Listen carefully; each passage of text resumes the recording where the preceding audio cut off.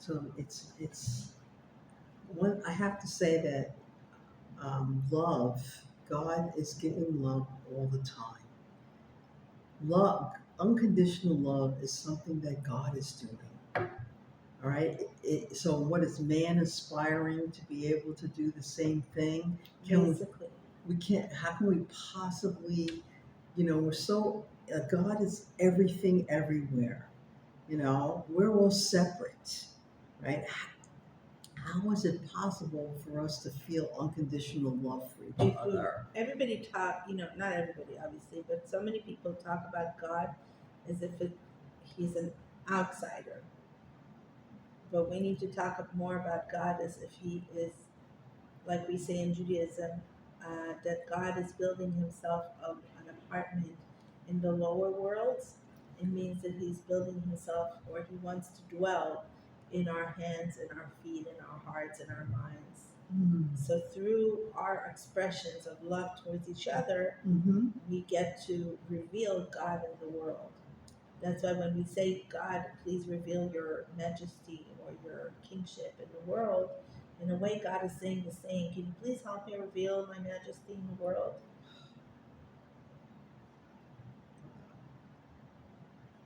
Don't complain that God is absent in the world if you're not doing anything to reveal him in the world.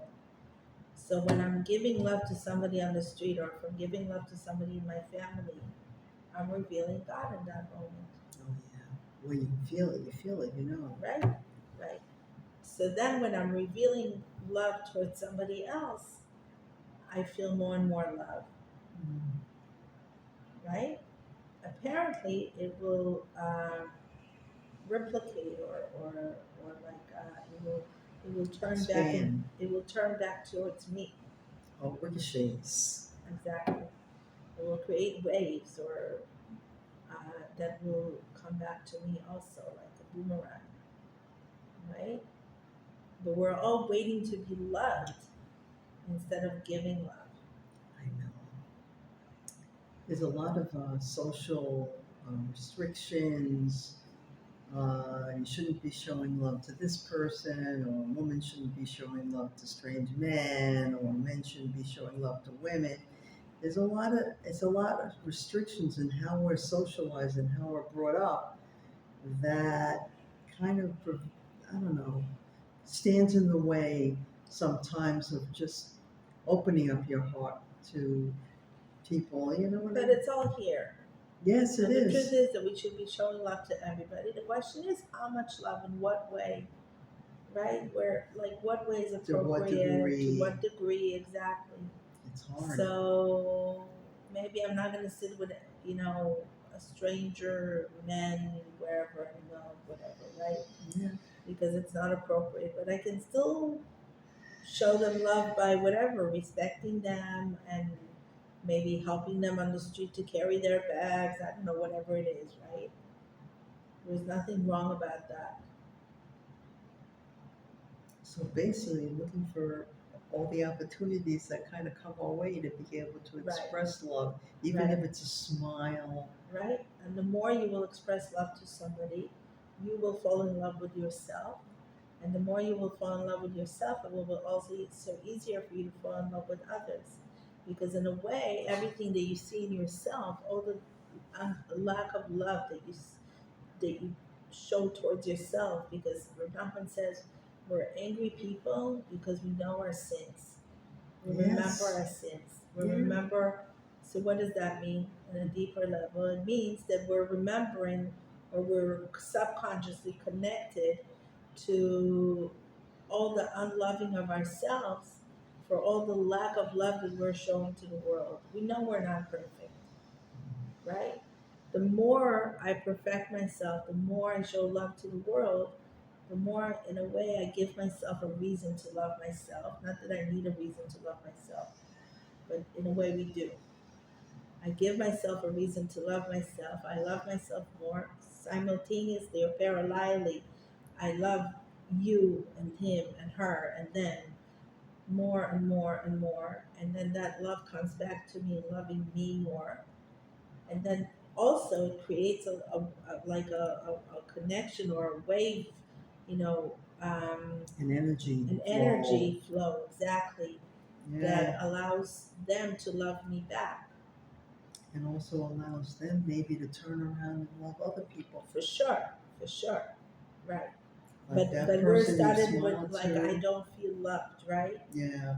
Right, in a relationship, in a partnership, many times, Yeah. if we go back to our romantic relationships, Mm-hmm. many times we're like, I don't love you, or I'm not happy with you. That usually comes first. I'm not happy with you.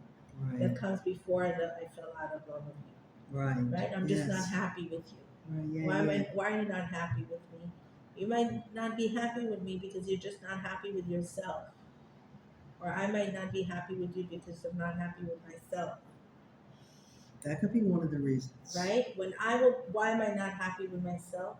Mm-hmm. Because I'm not in love with myself, and I'm not in love with anybody else. I'm not in love with you because I'm not even in love with myself. I don't know how to look at myself with loving eyes, so I don't know how to look at you with loving eyes. And really, what I'm lacking is self love. But number one. Number two, I'm also lacking love towards you. But I might not be lacking love towards you because there's no reasons to love you. Maybe there are plenty of reasons to love you, except I overlook them. Just like I overlook the reasons to love myself. But a lot of times we look at the challenges that we encounter in growing up or whatever as weaknesses that, like little kid triggers that are negatives toward, like we're negative and judgmental towards ourselves. And until we can work, we think we have to work through all this stuff before we'll merit. That's the sins that Rav Nachman is talking about. He's not just talking about sins that, God forbid, not, most of us didn't kill anybody, didn't Yeah. steal from anybody, maybe we stole a candy from the store when we were 2 years old, whatever. But Five, most of 5 years us, old. but most of us, like, we obviously we made mistakes, Right. and we know it. So we're working through it. But in the meantime, I'm telling myself I'm lovable. I'm great. I'm lovable. I'm working on myself. And just like I'm working on myself, you're working on yourself. So I can love myself in process of becoming better. So I can also love you in your process and becoming better. That's very true. And also understand that everybody's in the process. There are different stages, different levels. That's big. I realized that with my ex-husband, that I didn't really look at him at being at his level, and that he was only capable of interacting with me from his level, and trying to understand what it felt like to be at his level and to experience the things he did in our relationships. I expected too much. I expected him to do things that he wasn't capable of doing. And yet it didn't mean that he didn't love you. No, Right? he was doing the best he could. Right. You learn all these things after you're out of the relationship. Right. Right. And doesn't necessarily mean that we were meant to be together or whatever, but it would have been a kindness. Like we could have been kinder to each other. Right. So that, like if there's a beautiful concept called the 5 languages of love. Maybe there are more than 5 languages of love. That's Right? the website. You need to identify, that, like you're saying, he gave love in whatever areas he found that he can give love. Yeah. And we need to learn to interpret those actions as loving actions and settle for them or talk about them and redefine our relationship. Mm-hmm. But before we separate, if somebody is in that situation of thinking I should separate with my spouse because their love language is not applicable to me, right? Just sit there and imagine for a moment what would you do without those love actions in your life, right? So, what would your life look like? Like on one hand, we want to live in complete, trustworthy, trusting state of mind Mm-hmm. that God is endless and infinite and can provide us the best spouse that we want.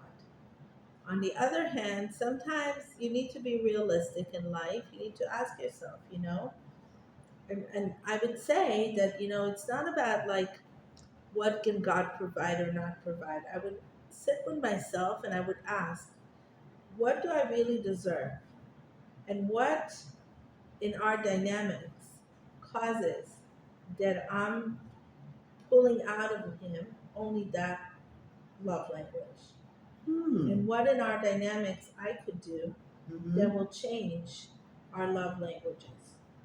Hmm. Can I talk about what I need? Mm-hmm. Is it realistic to ask of them what I need? Hmm. I can always talk about what I need, but sometimes I need to also, are they really getting out of me what their love language demands? Am I answering or applicable to their needs of love, right? First, So you here both I have to am. know them. So here I am sitting and thinking my love language is not being met or Right. addressed, Right. right? Right. But who said I'm addressing their love language?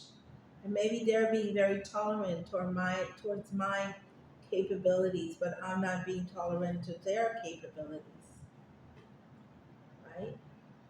So those are all questions that are very important to ask myself before I go and separate. Because sometimes you got a diamond under your bridge or under your stove, like we were reading today in today's story. You got a diamond under your stove, and you're going to the end of the world bridge to look for somebody else's treasure, whether it's in the appearance of an affair or not even an affair, just divorcing in a kosher way. It doesn't matter how you do it, but you're looking for a treasure under somebody else's bridge. When you have a big treasure under your own stove, and you all you need to do is just you know clean off the dust.